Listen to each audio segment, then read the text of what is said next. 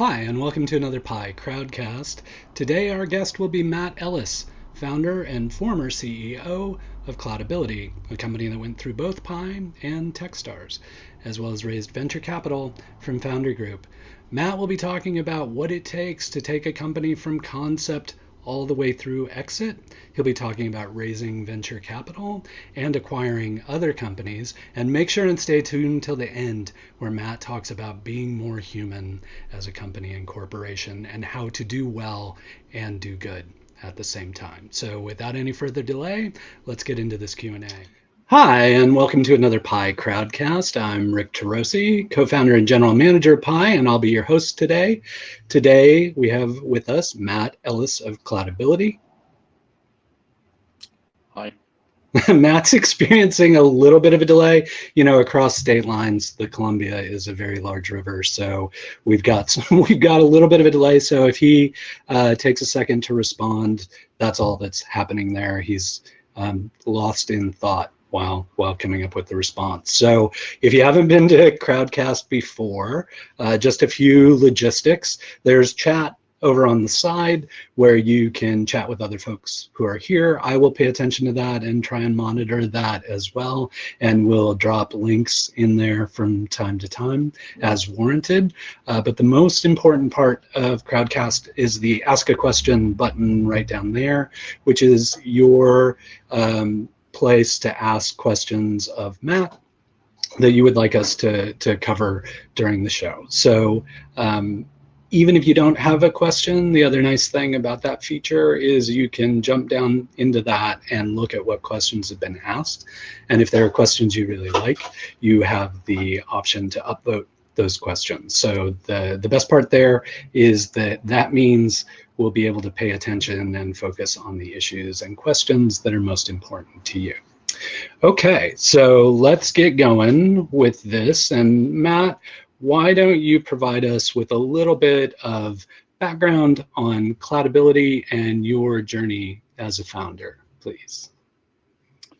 Hey, Rick, it's good to be here. I'm totally not coming to you by satellite from my little down in New Zealand.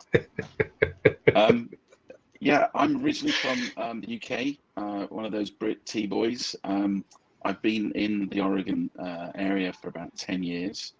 My last startup was Cloudability. I've done a few others before that, generally focused on big data and VC investment.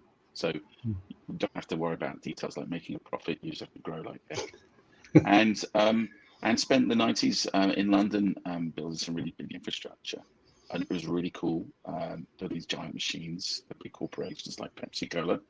And then actually I started my entrepreneurial career as a teenager writing video games in the UK. And my first business only lasted about 4 years, didn't end well, but I was only 19 at the time. So that's me. I love tea, and currently unemployed and underemployed following the sale of Cloudability last May to Vista Equity and ICO up in Bellevue.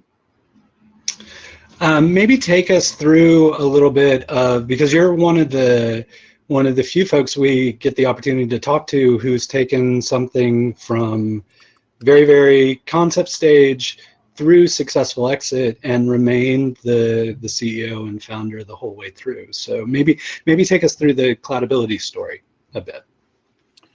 The trick is, Rick, if you want to keep your job as a CEO, it's to do so badly that no fool will take the job, and they can't find anyone who's willing to deal with the mess. And a few of the people I'm seeing on the chat here, I think they can tell you that too. So I mean, we all want to be successful startup people, don't we? And I had a few cracks at it before we got the luck together. So you know, I did turnarounds for a couple of years. I did 2 turnarounds during the after dot-com bubble, 2000, 2004. I was lucky enough to work in the Valley, saw some high growth companies. So, you know, 25 to 300 employees in 2-3 years. A lot of trading and, you know, merging of companies and things. And so by the time I came to Oregon in 2010, you know, I had the contacts and people willing to invest, and frankly made enough mistakes on other people's payrolls that we could get a good go of it. And really seriously, there are stages of a company. I feel like I ran 6 or 7 companies in a 10-year period. You know, when it's just us and your co-founders, the 3 of you, it's a completely different management style. And when you have 100 or 200 employees who need some kind of leadership but don't need to be managed so much. So, and we had an enormous amount of luck. And this is really critical to emphasize, is that I think it was one of the founders of Twitter who said, you work your back off for 20 years and suddenly you're an overnight success. And I think one of the real secrets of business is to know when it's not going right and pivot or stop so that you can have another go. And if you can make it so you can have enough goes, eventually you're in the right time at the right place. And it's just started hailing here, so I apologize if there's any background noise. So, we had a tremendous amount of help. Portland's a great place to start a business. Some of the folks on the line here are, have done tremendous amounts. We had free office space at Puppet Labs for the first 6 months of our existence. Then we came to you at Pi, and along the way, you meet a lot of people who give you a lot of help. And even those people at the right time, right place. Like, for example, if we hadn't waited to start the company, I had the idea, I named it, Chris did, I was toying with going for it, but I was waiting to have a baby.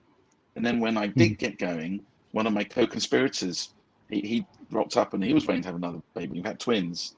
And so we waited 6 or 9 months. And if we hadn't done that, we would have had to leave Portland. The likes of Puppet and Jive and Jammer and Fog, and I'm trying to leave anyone out, but Urban Airship, and they all raised money, which allowed us to raise money. So a lot of good timing and a lot of help. And you, one of the things I've always appreciated and respected about you as a leader is giving back to the community. Maybe talk a little bit about that and the motivations for that. Yeah, so I'm a huge fan of history, and I like also a big pattern matcher. I think it's one of the things I'm really good at. And I see a bunch of dots, and I join the line and see the shape. And the original companies were originally given exceptional privileges.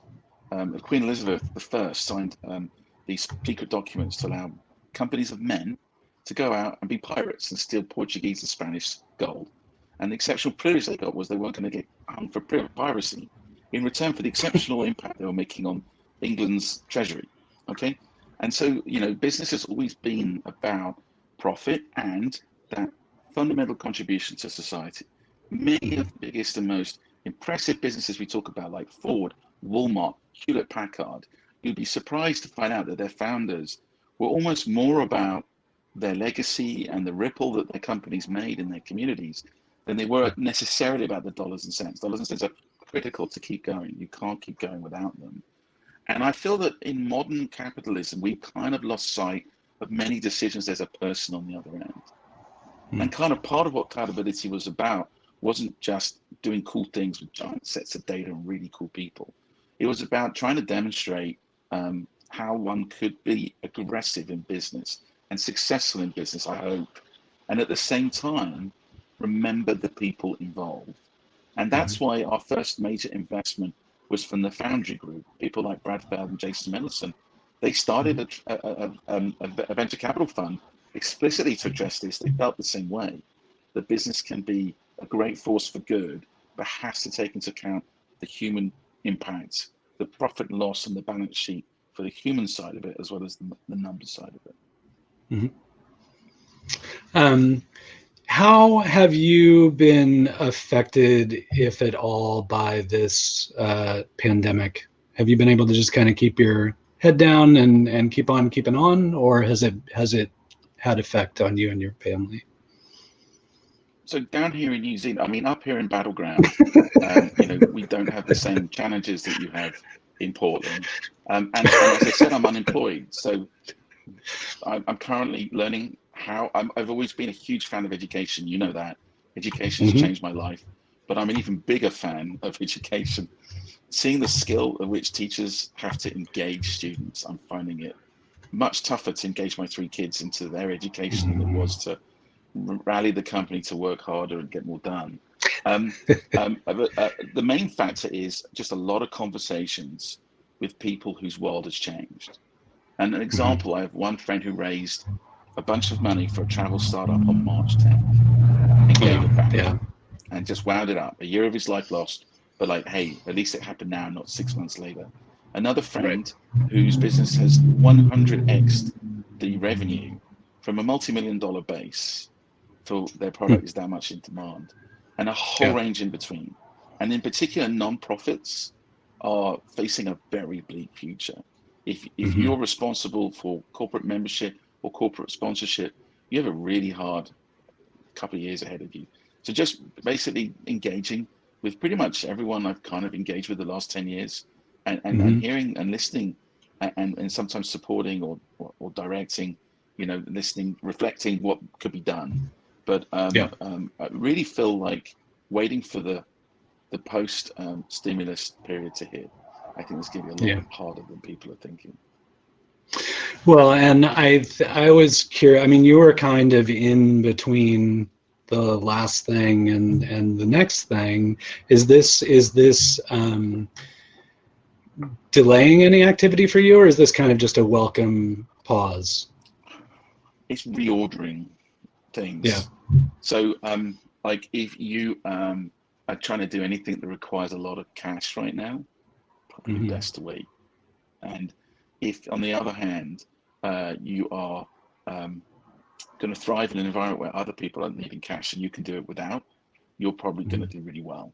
I think it's no accident that many large, well-known companies started during a downturn, and not just startups. There's some big, real-world companies that did well in downturns prior to the dot-com period. And there's a lack of competition for talent. In a year or two, people want to start investing in VCs again, so you can get funded.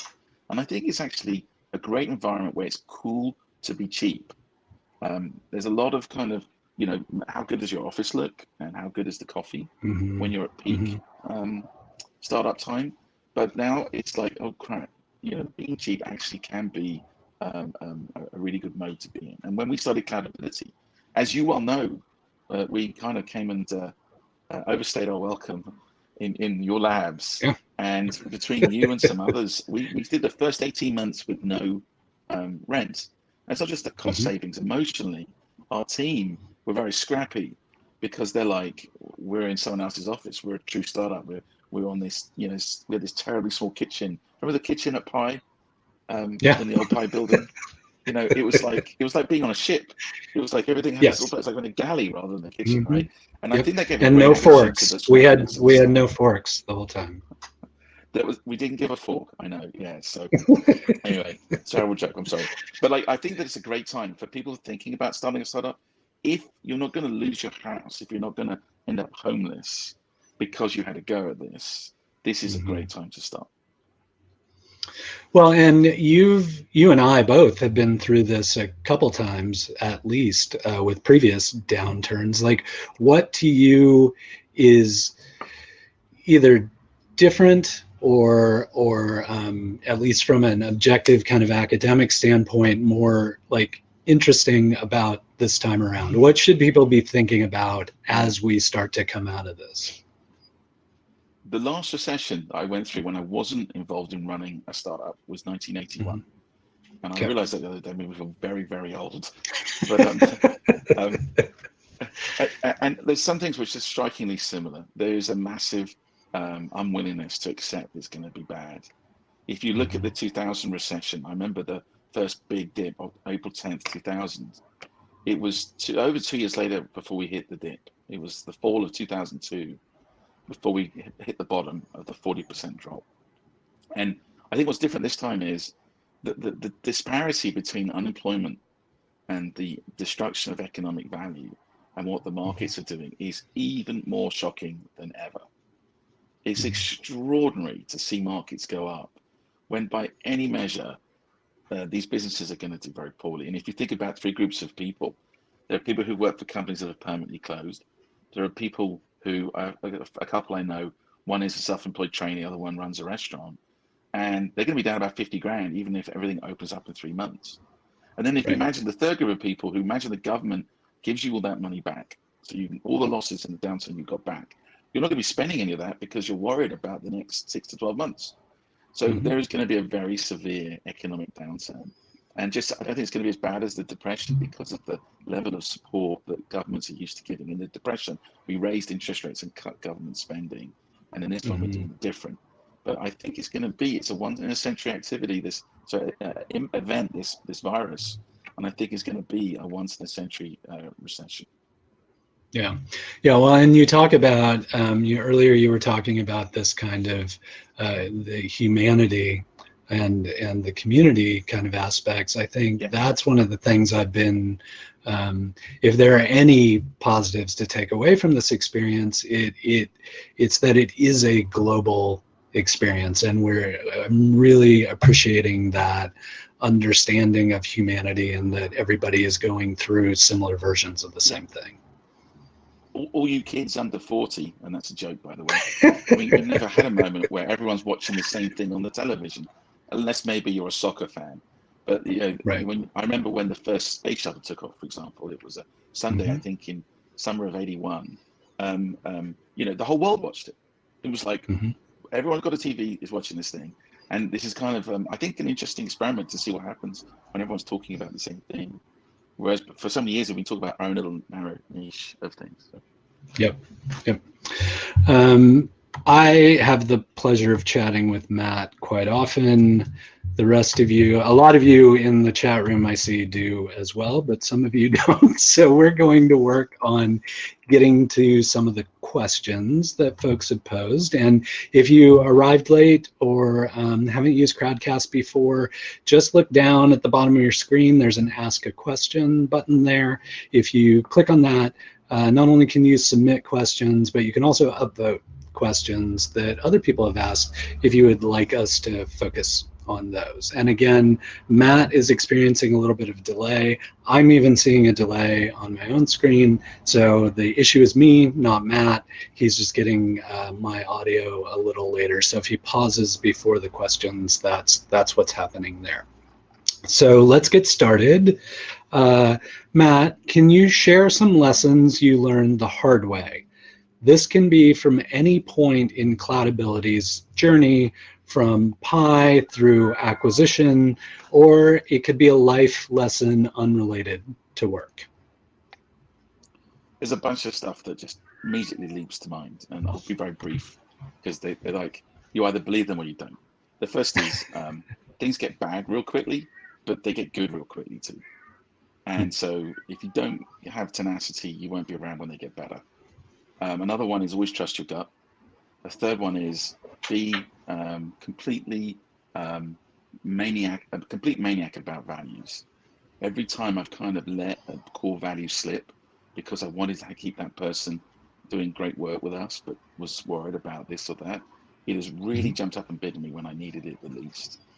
And the last one is, I think that we learn, and all of those three things were all learned by not doing that advice.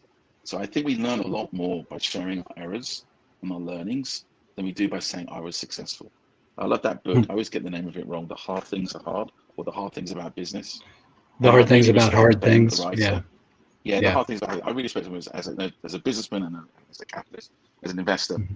But you might as well call it 100 men walked across the minefield, I survived.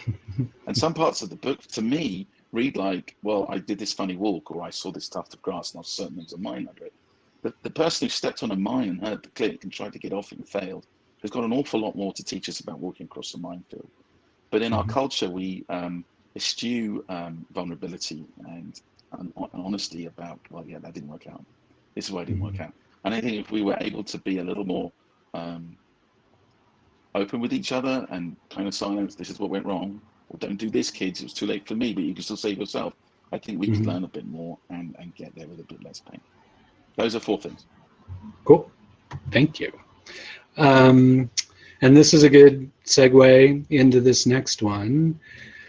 What is something you wish you'd done differently as far as your co-founder relationship or relationships go? So you started the business and then brought on co-founders to kind of grow Cloudability.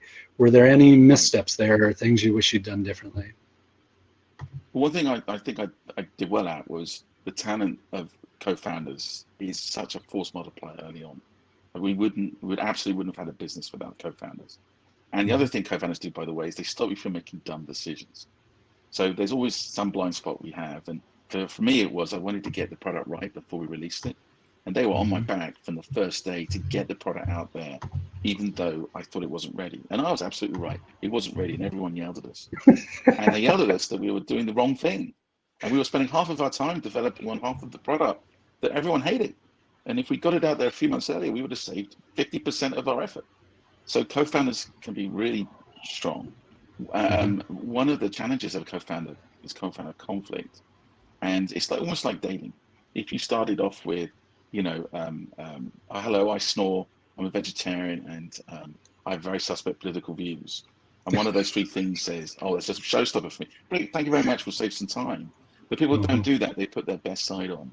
And we all had to learn, it's not just these co-founders or other co-founders I've worked with, we all had to learn about what we look like on our worst day and how we interact when that happens, whilst we're under pressure, running out of money or facing some problem. And I think we did a great job of it, the three of us. The fact that I'm working on my next project with one of my co-founders, and the other one, he outlasted me at the company. I think said that we did do a reasonable job of it, but I think we could have been a lot easier if we had sat down at the beginning. For example, what are our expectations of exit? Why are we here? What's our North Star? All right, and not just being candid with each other about it, but being candid with ourselves. Why? And for me, that kind of changed during the time I did some growing up, and my focus shifted, and it was tough on the people around me because I'm going over here now. So, that was difficult, but what we're trying to do is difficult. And the thing to remember about any enterprise, whether it's a non-profit or a very for-profit, if you had the perfect idea, the perfect business plan, the perfect amount of funding, and the perfect team, you're still going to have setbacks. You're still going to have competition. You're still going to make errors in your judgment. So it's a slog wherever you put it, and just how much of a slog you want to make it. And if we sat down at the beginning, knowing what I know now, if we were going to do it again, we would have a completely different discussion around the dynamics of decision making, the dynamics of disagreement, the dynamics of when this isn't working for one of us, Yep. And maybe to just add on there, a lot of the time when we're talking to founders or doing these Q&A sessions, one of the most common questions is, how do you find a co-founder? How did you come about the co-founders for Cloudability? So this was our third startup together, and I'd worked with him at a startup in California, and then he'd come out to do some contract work at my next startup and decided to stay. He was like a repeat offender. And one of the projects I'm working on right now is with John on another thing.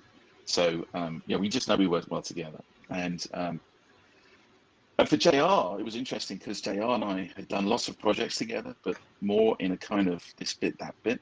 And I remember when I first met JR, I was super impressed. I was so impressed with how he presented, how he talked, how he thought. But it wasn't immediately obvious to me how we'd ever get to do business together. And so when I got going after my daughter was born, I got going on the project. I showed him this landing page I built. I'm an engineer, by the way. I'm not. What I did for the landing page was excellent by engineering standards, 9 out of 10, but would not ever get me a job as a designer. And I showed it to JR Moore and kind of boasting about how good it was. And he said, would you mind if I had a couple of days with this? And when I saw what he'd done to it, I was like, I can't do this without this guy. And the problem was he had twins coming and his wife was in med school. So it took a fair bit of arm twisting to persuade him to come join us. And I mean, he gave us our cool. And he brought in other people who made us look even cooler and hotter. And that t-shirt you're wearing, we gave out nearly 50,000 of those t-shirts over a 10-year period. And that logo cost us $99. But it was after lots and lots of back and forth with one of the folks, Alex, that JR brought in, and JR was involved too. And I asked them for the t-shirt for our first trade show, and they were 2 weeks late. And I went and got whatever logo I had in front of me at the time. And they're like, no, that logo's no good. And I'm like, well, we have to have t-shirts. And 2 weeks later, the logo and the t-shirt and the whole feel of the business came out of them.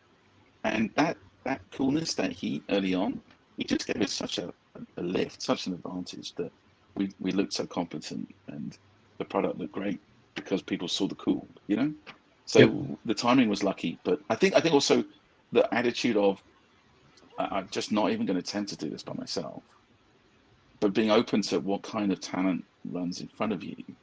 I've always found people very interesting, I love to hear people's life stories about what incents them, why they do what they do. There's that great book, Start With Why by Simon Sinek. And Mhm. I kind of Yep. felt that way before I read the book. And I like to hear people's whys. And sometimes I can be a little optimistic about what folks can do. Maybe I'm meeting them too early and that they're going to meet them potentially in 5 or 10 years' time. But I think there's plenty of talent. I think the challenge is people come to it like they come to dating. So if you're not had a partner for a while and you're on a date and you're a bit too keen and you're like, oh please, can I date you? Then you don't come across as it's kind of a subtle signal that you're not good. Mhm. If you're really geeking out about what you do and you're being yourself, then people go, wow, that's kind of fun. Can I join that? And I think you have a different kind of co-founder dynamic. And it can be, yeah, we were super respectful of each other. That John was a code monster, and JR gave us a cool. That we could kind of, that there were areas where we wouldn't dare interfere with each other. And I remember one time I put a button. We were trying to raise money, and I'd written a feature. I was writing code still in the early days, and I'd written a feature to delete your account so that we put the numbers in front of the VCs. They believed them, they're more credible. That this number of going up to the right wasn't because you couldn't get out once you got in, right? But JR and Alex were busy on some other stuff. And so they didn't get around to deploying the button. So I just stuck it in there myself. Oh, I got a reaction. They're like, that's the wrong size button, the wrong color button on the wrong page, and they said, if we're going to be a design company, we have to change that immediately. So it was a Saturday afternoon. So I did. I pulled it out and I waited for them to push it. And that level of respect for each other's special sauce, I think it really helped us, particularly at the beginning. Yep. Yeah, and I don't, just a little bit of the history. Cloudability was actually JR's second time in Pi. He had worked at a Pi in the early co-working days, and I remember seeing you and JR interacting first as part of a meetup group. I remember being in some crowded, like, attic space in a bar for a meetup group that you guys ran. Was that where you kind of started to collaborate originally? No, we started at, so I came to Oregon December 2009, actually Vancouver, and I didn't know anything about the area and came here because my wife's family were from here and she wanted to go home. And 2 kids is a lot to handle, and I was working hard. And then probably 2 months later, I got very ill. I mean, like pre-Obamacare, you know, 6 figure medical bills, surgeries, not able to work. And then I had to go around the world to go work to make up the deficit. So about September, October of 2010, I suppose I should go to Portland. I had no idea about the startup scene. I'd been wanting to work in Oregon for a while, but never could find a job because people in Oregon don't post jobs on Craigslist. You've got to be here. You've got to talk to each other. And my first ever like foray out there was a meetup, that site meetup.com. And there was a thing that caught my eye called How I Fucked Up. And it was JR talking about some business lessons he'd learned. And that was where we met. And we immediately started chatting with each other and doing that work together. And we understood that there was a zeitgeist at the time. You could put up a landing page and raise money. But we didn't know that we could do that in Portland. And we really, with new children coming, we really didn't want to do a VC funded startup. We were trying to find ways we could do something easily and have a lifestyle rather than a VC invested business. Once I got my head around what was driving Cloudability and its popularity, I realized we had to go raise money and go for it. And I know that decision worked out in the end. But at the time, we were trying to be as lazy as possible and do as little as possible. Thank you. Okay, next question from Stephen Green. And no, Stephen, I did not skip you. I was just, they were bouncing around. People were voting and things. So Stephen asks, what business opportunities are going to emerge from COVID-19? Where would you place your bets? Yeah, that's a really good question. So there are so many areas that are being massively disrupted by this idea that you have to be in person. So any business that's like, take restaurants, food, for example, the whole way we do food, the whole way we do retail, the whole way we do travel, the whole way we meet. One of the projects I'm working on is to help people connect in a post-COVID world when you don't want to travel or you can't travel. Okay, so there's anything that's changing, any company whose business model has changed. There's a new model. They're all providing value. Now we've got to find how to do it in a different way. And so I just think that there's so, it's like one of Mary Meeker's reports, with so many industries that are going to be damaged, destroyed, reset, that we need to find new ways to do it. Like take vacationing, right? Mhm. Everyone wants to go on holiday, okay? But now we've got to find ways to do it locally. So who's running? I think there's a local company here. I forgot the name of them. They do an amazing campground business. So they've got peer reviews, and you want to know what it's really like when everyone gets a bit boozy on a Saturday night. Is it good for kids? You know, what are the toilets like? They're going to have a great summer because they are very much in demand. What are other ways? Excuse me, the sun has come out. I didn't expect that in May in this part of the world. What are the other ways we can support people in having a holiday? People are going to be much poorer. How can we get them a vacation that's cheaper? So I think there's just like there's an Airbnb opportunity for local properties. So maybe you can do a home swap between here and San Diego. And I'm just thinking off the top of my head, but like anything that's changed is an opportunity for innovation, opportunity for replacing other folks. And I think there's going to be a heavy movement to online communication. So right now we're talking like this, but it's still not quite right, isn't it? There's not quite there. I tried out one of those owl cameras that does the whole room, and unfortunately they don't work very well. But someone's going to do something where here's 3 cameras, and you learn how to do that cut right, look into the camera, or something. There's going to be some really interesting innovations on this. I even saw today one company who've made a computer cry, right? So they can literally add emotion to speech. And in a time when you want to do acting, you want to do voiceovers, maybe a computer generated emotive voice is going to be easier to do than paying and meeting an actor and trying to tell them what you want. So I just think there's a lot of change coming up, and it's going to be done in an efficient way. If you need $10 or $20 million to get going, forget about it. Yeah. I keep hoping for maybe this is finally the time where people actually start to embed the camera in your screen, so you can look at your screen and someone else at the same time, instead of always having to do the camera screen. I think that would be a software choice. I think that's going to be a software program. I think that'll be something where they remap it, so I'm looking like this. Yeah. Right. At what point in your journey did you realize that you had a product market fit that was undeniable? What informed that realization? Right. So I have a lot of wacky ideas. I think that the government stimulus should be looking for volunteers, people under 40 who have got no prior health condition, to go to Las Vegas or to Disneyland or to a cruise ship, get COVID, and not be let out until they've had 2 positive clear tests, right? What a great way to get herd immunity. Supports the hospitality industries, relieves unemployment burdens in the States, right? Crazy, wacky idea. I don't know why no one's thinking about it, but no one ever will. Okay. So I'm completely used to people going, that is the weirdest idea I've ever heard. And so, I have a brain trust of people like you and half the people I'm seeing chatting in the chat channel, who, when I have an idea, I go talk to them about it. And for this idea, what Cloudability does is it tells you what you're spending on the cloud and tells you what you're going to spend. So it can stop you from overspending before you've overspent. And I developed it in response to when I got sick, I had helped people move onto the cloud, and they all struggled with their bill. And they all blame me because I'm the guy that helped them get on the cloud. And because my first contracts were from friends who kind of gave me a bit of a sweetheart deal and, market rate, but they gave me some money up front and they let me work there or somewhere else at times, I couldn't charge them for solving this other problem. So I wrote Cloudability to just get them off my back. And when it broke, the fuss and bother that people made was like, this is very interesting.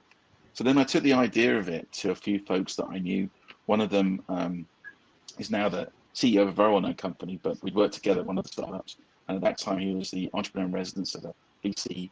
Another one joined us as our COO after we formed the company.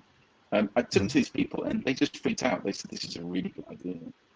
And in particular, the fact that it was built on a fundamental shift, that there was this kind of shift from being integrated, running your data to being a supply chain, buying your services from a supplier. That fundamental shift idea, it appealed very well to the investment community. Oh, you spotted something other people haven't. The other people who are using cloud are participating in this, but they don't yet realize what they're doing. And you got the jump on them, and you've got this experience, and you want to go do this. Great, go ahead and do it. So it was a way that people reacted to my crazy idea. There was one guy in particular who was always my cynic, and I love that black swan. Oh, I don't love it. And the idea that there's these, you've got to break your idea, try to authentically break it is a really good idea. And then throughout the book, he suffers from the confirmation bias. Nicholas Taleb was saying that he says everyone about him has, by saying that, and that's how I predicted the 2008 recession. Well, it's a contradiction, but anyway, his whole idea, which is right, I think, which is to fundamentally try and break your idea, is a really good way of testing your ideas. And I took it to my cynic, and he said, wow, this is really good, you've got to do this. And so when the people who were normally, I'm not cynic like he doesn't like people or he wants to be the smartest kind of room, he's a cautious chap, and I'm not. Like, I think the psychological term is prudence level. And so I had a very low prudence level, a high risk tolerance, and he was the opposite. And when he told me I must do this, even though I just recovered from an illness and had 2 young children and a third one on the way, that was the kind of, that made me sit up and listen. So I think, I think a lot of business goes wrong when we ignore the difficult thing in front of us. Like, we don't want to pay attention to bad results or meager customer engagement or poor environment, whatever it is. And I paid attention to the reality here, which is people I respected were geeking out about it. Thank you. Who inspires you and why? I have a very few heroes. I think that everyone has clay feet, so I don't get off on going, well, what would so-and-so do, all right? But I do have a few people I really learn a lot from. I think Bill Gates and Warren Buffett, I do like the fact that even though I disagree sometimes, I go, what's that all about? I love the fact that they come at things with a modesty and a lack of political agenda, it seems, that they're genuinely interested in the facts and the dryness of this solution over that. And I do think it's good. I like Malcolm Gladwell for digging into weird corners of things and thinking differently. Jerry Colonna has been a huge force for good in my life. Jerry Colonna runs a thing called Reboot.io. I recommend anyone who wants to be an entrepreneur and anyone outside of entrepreneurship who suffers from imposter syndrome to go listen to his podcasts and read his books. And folks like Jerry will tell you that they are inspired by David White with a Y, who writes some pretty spiritual stuff about one of my favorite books is The Three Marriages, which is the relationship we have with work, with our partners and with ourselves and how they interrelate. So those are some people I admire. Okay, thank you. We'll ask Frisbee's question now, just as kind of a softball. What is the airspeed of an unladen swallow? Is that African or European? That's the right answer. I don't know. Okay, done. No, but that's the question. Yeah. How did you stay focused? The joke here focused? is it's one of my Yeah, one of my co-founders trash talking me on this tool. So thanks, John.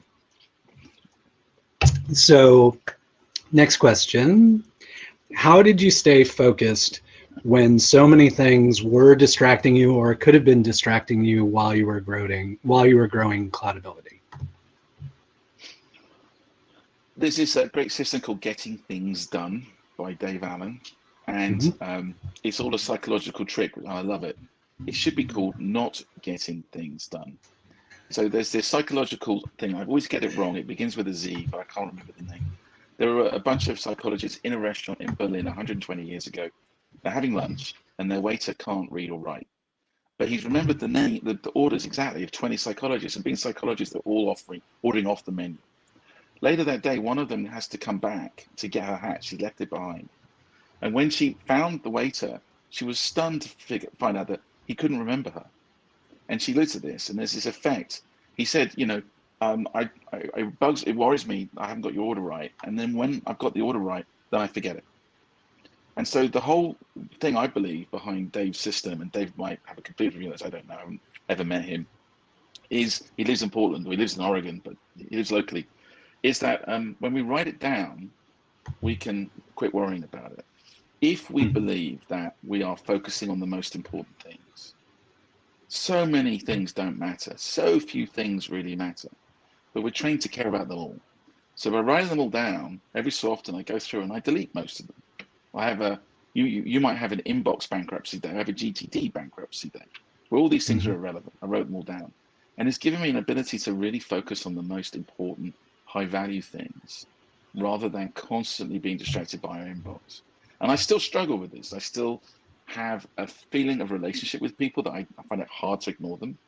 I had one Pi classmate, not classmate, one Pi company text me this morning at 7:30 this morning, and I still haven't replied to them. I'm sorry if you're listening to this, because I'm focusing on doing more important things for the day. But the stress is I've been ignoring him, and I find it personally hard to say no or get lost. But I've learned to do that, and I think it's really important. It's what you don't do is almost more important than what you do. This one goes toward venture capital, fundraising, that sort of stuff. So in July of 2012, I saw you raise 9 million, led by Foundry, for your Series A. How effectively do you felt you spent that money? Where did it go? And how would you do it for half as much today, or could you? I haven't spent much time thinking about that. I think that I felt like this wasn't one of the areas of a problem in our business. I think the problem was with the capital that we had, we grew too fast. So we grew the business 40x in the 2 years after getting that money. And that was from a non-zero base of revenue. It was from a reasonable amount of revenue. And that grew our data size a lot. And you know, if we'd had less, we just would have lost the race. Other people were copying our thing. It felt like a deadly close race at the time, and we saw off many competitors. You know, one of the things I do look back and wonder, there's two moments in the company's history. You know, if we'd been in the Bay, we probably would have raised even more money. We would have spent more unit, but you know, we probably could have gotten through the scale problem a bit quicker, a bit more easily, if we'd had a Bay Area focused investor. And you know, given that we were trying to be really careful with our investment, we purposely didn't go with one of the big Valley firms. We wanted to make a more sustainable growth, and you know, that led us to make some decisions around. For example, we all agreed at one point that if the product wasn't working like we wanted it to, we shouldn't spend money on sales and marketing, because it's a waste of leads. And what I learned in hindsight, I think now, is that's exactly when you do need to spend money on sales and marketing, is when it gets harder to get the customers in, and you need more, what's the word, emphasis on the bits that do work in the products. And that would have given us good cover. And one of our competitors, they spend their money on sales and marketing instead of on products, and kind of covered up on their problems. So I don't know how I do it for less. We came very close to running out of money, not just once, but twice. And you know, it was a struggle every day we operated. Thank you. Appreciate the candor on that one. How did you decide, well, and this kind of leads into this one as well, how did you decide what to spend time and money on as the company grew? Was that driven by you, the team, investors? Like, how were those decisions made on a regular basis? Totally a team effort. Our CTO for the last 4 years till exit, Eric Onan, you know, I would say to him, do you need more people sometimes? And he'd say, no, I need this instead. And, you know, I started the business with a mindset I kind of would typically have the answer. And I left the business with a mindset that I almost never had the answer. So even today, fairly straightforward decisions. If you've ever watched that show, Kitchen Nightmare with Gordon Ramsay, and he's always yelling at the people in the kitchen to say, tell me what you're doing, tell me what you're doing, tell me what you're doing, all right? And it's not to manage them, it's to hear where they're going, so that you don't put the potatoes on if the meat's burning, you know? And that kind of announcing one's intentions and just listening, I can't work without that way now. It's really one of the big changes. I mean, people work with me in the last 10 years. And so, when people said that they needed this, we tried to find it for them. At the highest level, I would set a percentage of money that we would be investing in various areas to pursue various goals. So I would go, growth is our mindset for the next 2 years. We need to go from X to Y.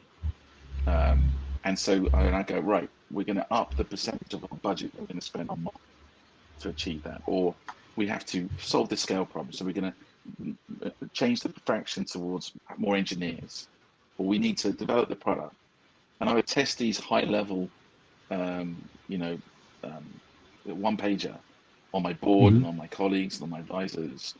And then it was kind of a bit of a loop, because those goals were kind of constrained with what I was told we could do. So for example, I always wanted to get into a deeper, more capable automatic changes, what is now called AI ops. And my team would tell me, we just don't have the depth of investment to make that work. It would take years to get what you want out of it. And this is the really crazy thing. I believed them. I believed them then, and I believe them now.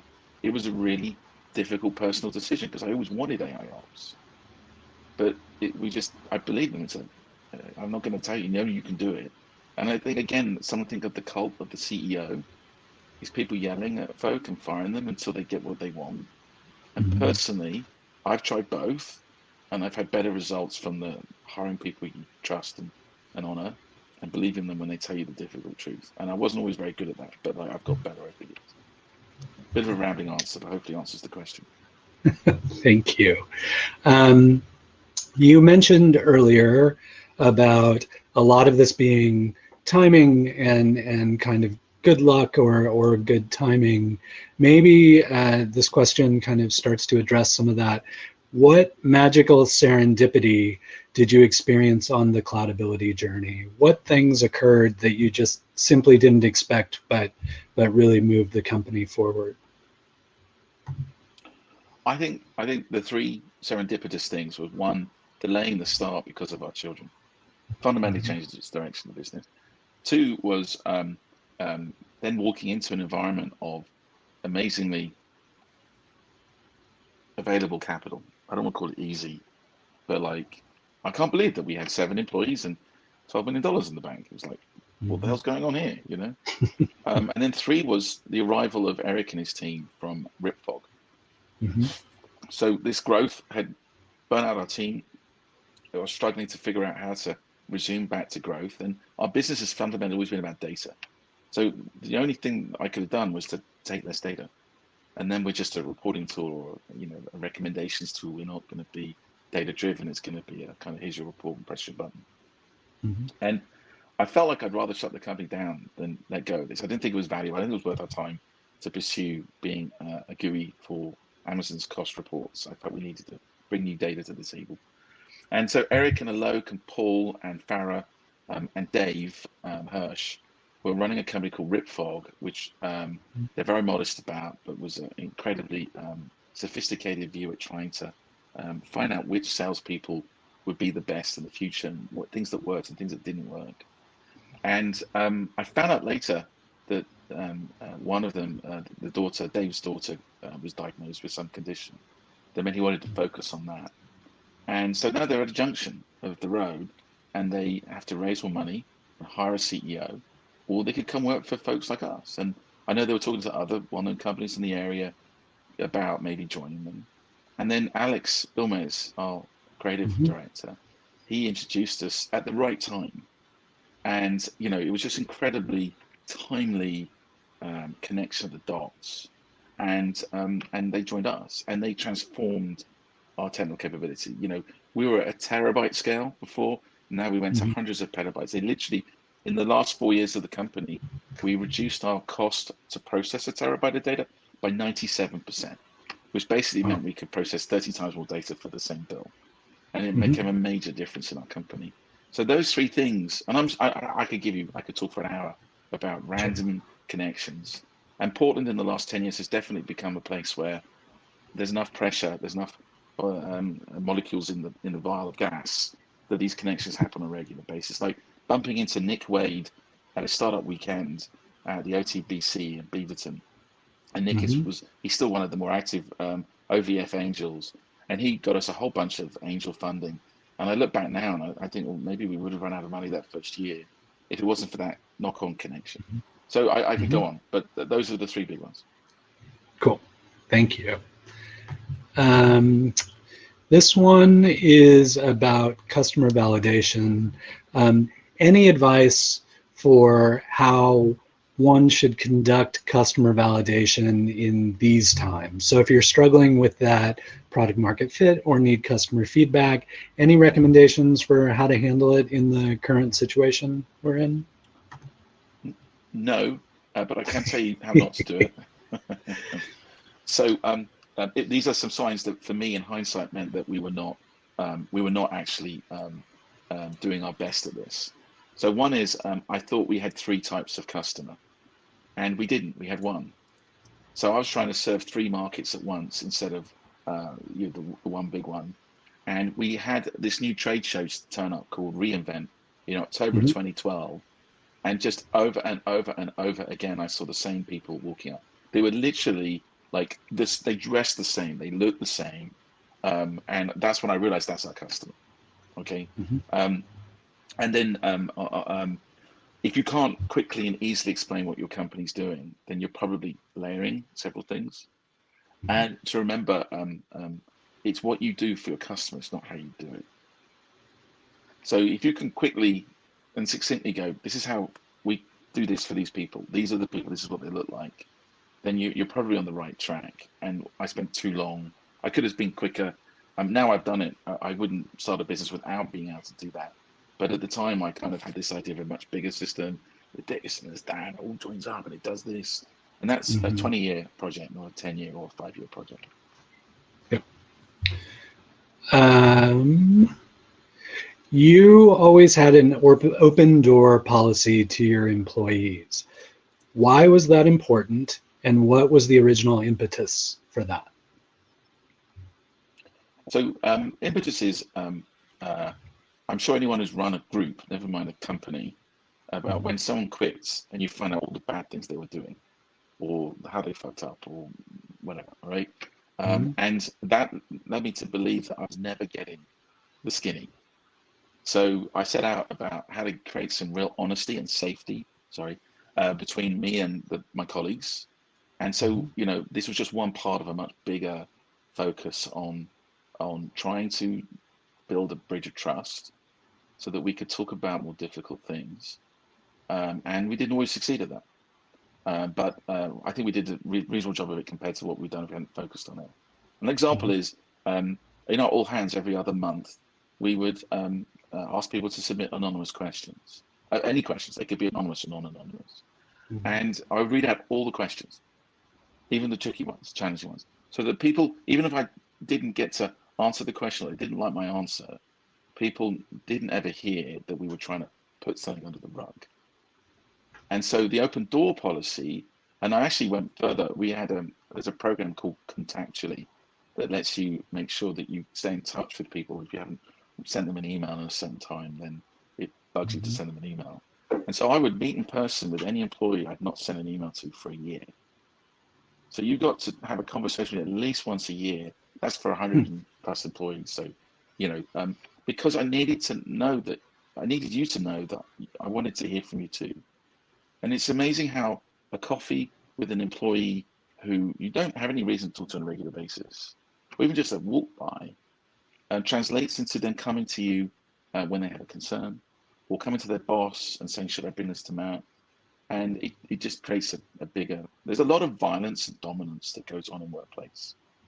And as a leader, you have to try and, I believe that leads to some suboptimal outcomes. I think it's, straight through the mud. You're just, these people who are monitoring their employees at home, now they're working from home and stuff like this.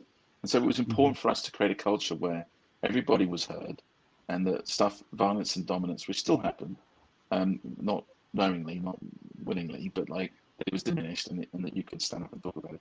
If you can talk to me, then maybe you can tell me, or at least you can ask me how to tell me there's something you don't like. And it just created a kind of team spirit that people felt that, when my kids started to talk about what we were doing at Cloudability. So don't forget, my children were all under 3 when we started Cloudability. There was a moment when they would ask me about my employees. And I'm like, no, they're my colleagues. I'm doing this with them. And in hindsight, we look back, I felt we got a good enough team experience that there are very few people I work with at Cloudability who I didn't feel, if they were missing, would have put the whole project at risk. Even if you take support people, like the people who make the office great, you know, with the food and the styling, who knows who wouldn't have joined our company if they hadn't come into the office and felt a good vibe. So just everyone seemed to make a difference, and I just needed to connect with people on a constant basis just to keep the dialogue going. I spent about half my time making sure that people were heard and I knew what was going on, and as much as I could. Thank you. Okay, we're not going to get to all the questions, but I wanted to save a couple minutes here at the end. Matt, this is where we kind of turn the tables a bit and ask you, what can we as a community be doing to help you right now? How could we be most helpful? If what we talked about at Cloudability over the last 10 years resonates with you, then we would love you to take that forward. And part of the focus of my work over the next year and a half is to try and record that, to interview people who have been doing that with us, our allies, our partners, our colleagues, and to participate. And you don't have to be a CEO to spread this. You can insist on it from your employers, from your customers, from your suppliers. Sorry, I'm getting this all the wrong around. You can say, I don't want to do business with a company that's not ethical. I want to do a business with a company that's non-violent to its employees, that looks at the human angle. As a manager, you can start to bring that into your group. You can start to read people like Jerry and try and bring that to practice. And you can participate in our civil society. And politicians can't change until they've got some cover for it. They're worried they're going to lose the next election. They need to hear from us. So get involved with nonprofits and get involved and carry this message forward. That was, we are one of the piles of shit that goes on the seed that other people before us came up with. But just keep growing those seeds, keep insisting decency from human behavior, that there are people involved in everything we do, and they're critical and they're valuable, and do your own way on this, but like, be human. And that will help me make this message go further. I want to help. I believe there are 3 types of business person. They want to do it, but they don't think they've got permission. They didn't think about it. Once they do, they see the value. And the third one is, we disagree with it. I don't want to do it, but hey, that's the fashion right now, so we're going to have to do something like that. All right? So the more we talk about it, the more we do it, the more we demand it, the more I can reach those 3 groups of people. I would love to see dozens or hundreds more companies run in the style that we want in Portland, to create a better life, not just for shareholders, but for all the stakeholders, the customers, the employees, and the communities that live in. And I really think that we can get back to that. And I really think if we don't, we're going to have a world of hurt in this country. So, help me make that message normal. Talk about it, ask about it, develop your own versions of it, bring it forward.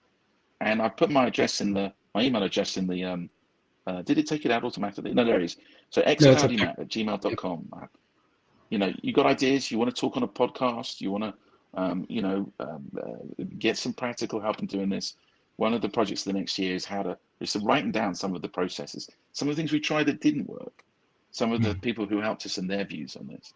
So I would love this to become a movement, running a company with people in mind and not just money, but doing aggressive and successful and profitable and high growth at the same time. Thank you, Matt. Always a pleasure to spend time with you, and really appreciate your insights and sharing with folks. Matt's over in Vancouver, so he couldn't have the RevNat cider, but we were waiting until after. Yeah. Siobhan, my chief of staff, Siobhan, is very grateful for the cider. Thank you. And by the way, I'm not in the Couve. I'm in the place where the people in the Couve call the Couve. I'm in Battleground. So way across the river. Hey, yeah. Yeah. Hey, everyone, thank you for coming. And if there's anything interesting we should be talking about, there's any way I can help you. If you've got any ideas about what I talked about today, please write me. I would love to have that virtual coffee and that conversation. I will make time. And yeah, he definitely will. And Matt's just a great member of our community, and so thankful to have him here. Thanks everybody for attending.